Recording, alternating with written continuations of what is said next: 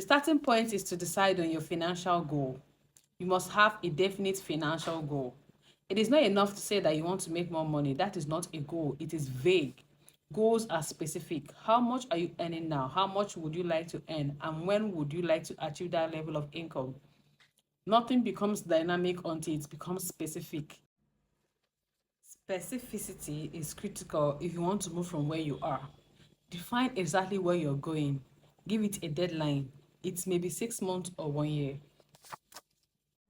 And then read Success is Who You Are, one of my books. We'll be reviewing Success is Who You Are in a couple of weeks. Yes. And see there how to set goals and how to organize your inner resources to focus on a goal until it becomes your reality.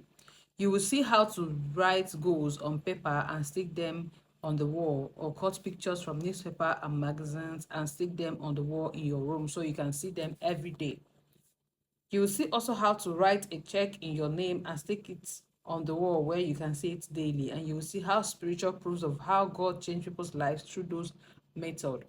For example, Abraham wanted children, but he was confronted with his wife's barrenness. God told him to count the stars and said that as many as the stars were, so would his descendants be. Abraham needed to have a picture in his heart. So you have got to be specific about how much you want to earn. It is not a big deal, really.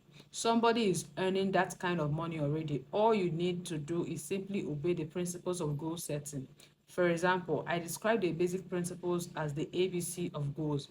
Goals have to be achievable, believable, and concrete.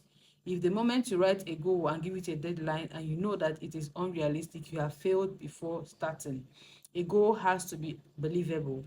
In other words, it must not create huge doubt that defeats you. Don't be a vague dreamer or a wishful thinker. Then your goals have to be concrete. That means they must be specific. It is not a figure that changes every day. So decide on a definite financial goals.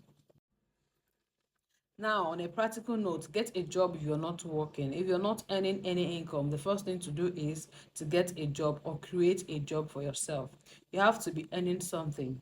I know when we talk about getting a job, especially in times of global economic recession where people are losing jobs, someone will ask, what are you talking about?